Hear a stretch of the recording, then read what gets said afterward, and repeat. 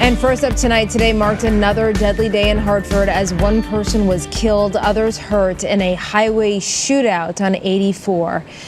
This makes 7 homicides in Hartford in the last 5 days. The latest shootout closed a section of the highway tonight, too.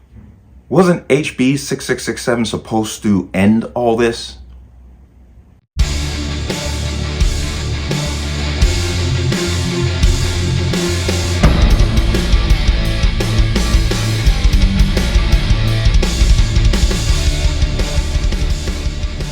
Welcome to another installment of the Connecticut Gun Bench. Today's video is brought to you by P.A.N. Firearms, LLC. P.A.N. Firearms, NRA certification and multifaceted gun training. You can reach us at 203-300-6343 or use our website at www.panfirearmsllc.com. As always, there'll be a link in the description box. And if you like my channel, like my content, what I do here, you can support me with the link in the description box. Everything is appreciated. But let's talk about this. Now, I did a previous story on Hartford where they apparently there was 4 men running around basically on a shooting spree in the city between Hartford and Newington. And to this day, they have no updates on who those people are. They seem to have disappeared. I assume that they're looking for them. But now we have another issue down there in Hartford. About August 10th, I believe. But this is a twofold story because it starts in the city of Hartford, where a man in his 20s, is what they describe him as, was shot. From all indications and the information available, it appears that this escalated into a revenge idea where 2 cars ended up on I-84, which were involved in the previous shooting, and were exchanging gunfire with each other on the highway. 1 man was killed, and there was a car crash. You saw a little bit of video. I'm going to go ahead and play some more for you so we can get some context. Well, Stephanie, the numbers behind these homicides really say it all. As you mentioned, 7 homicides in the last 5 days in the capital city alone, marking a total of 27 for the year. Now, law enforcement, lawmakers, community activists, and residents of the capital city are all coming together to hope and plan for an end to this violence. With such an uptick in violence, many, even police, are asking, what's going on in the capital city? It is the exact same question we have. Police are continuing to see an increase in gunfire, including a double homicide involving a group of suspects who are still on the loose. These individuals they're in and out very quickly. They fire a large number of rounds in a small period of time. Hartford police say the incident was so severe it involved more than 101 shell casings in the area of Park and Hazel Streets just after 1 o'clock Friday morning. But Friday's violence didn't end there. Just before 2 o'clock, a man was shot on Newfield Avenue and left with non-life-threatening wounds. From there, 2 cars who were involved in that incident drove onto I-84 where they exchanged gunfire. One of the cars later crashed and both the passenger and driver were found unresponsive in the car. One of them was shot and killed, and the other was taken to the hospital for treatment. The other car drove off, capping off another deadly day in Hartford. Now lawmakers are pushing for stricter punishments on crime.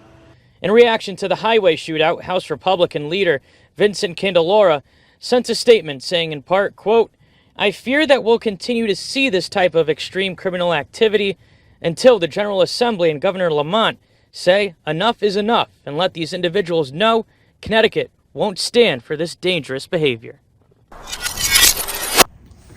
Heard that and you saw that. Now, let me be clear about something. They're never going to address the problems of violent crime in Connecticut, period, because they need this chaos. They cannot pass gun control without it. And the laws that they pass have nothing to do with the criminal activity that's going on. It's by design and it's deliberate.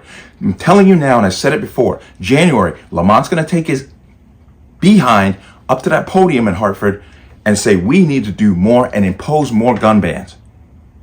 He has no vested interest in preventing things like this because he needs this stuff to pass his agenda. SB 1160 was passed on the emotional fodder of Sandy Hook. HB6667, once again, he dragged all these victims of gun violence up behind him and put them out there in the front to pass it.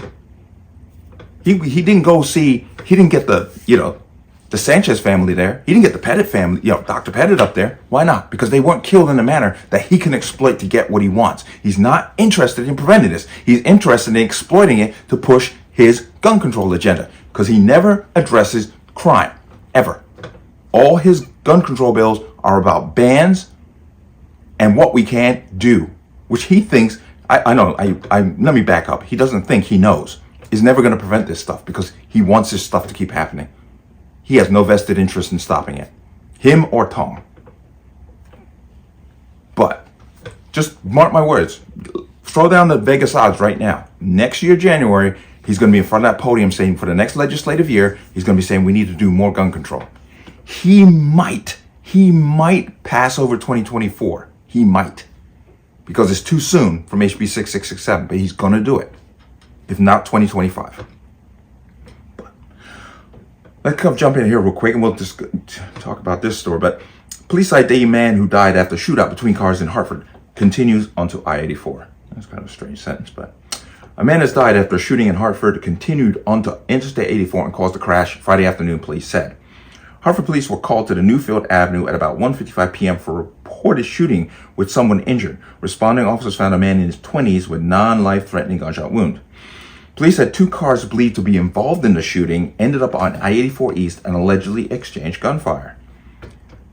One of the 2 cars later crashed and both a driver and passenger car were unresponsive, according to police.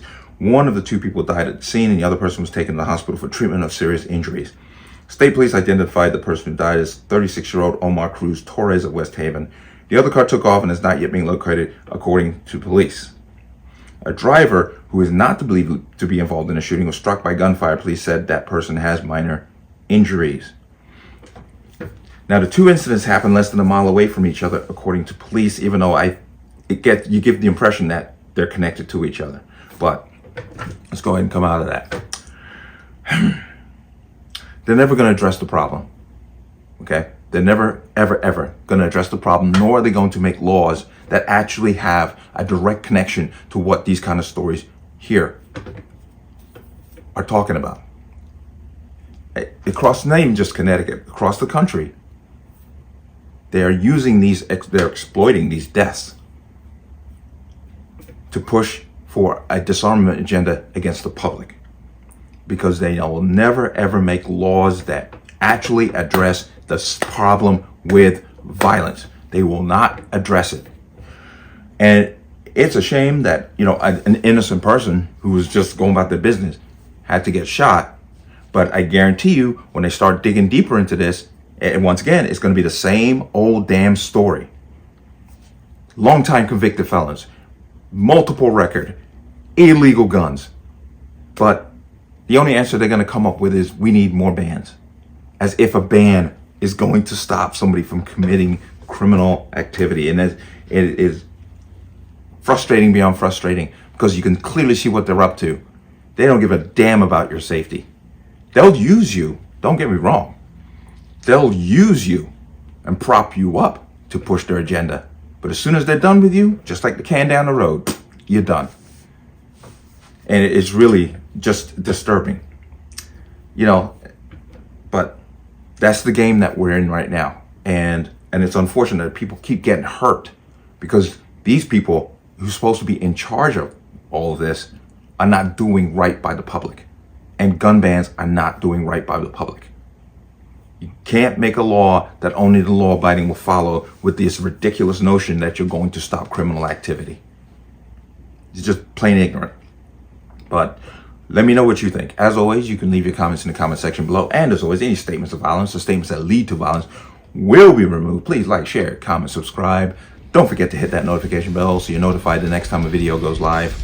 I will see you on the next one. Peace.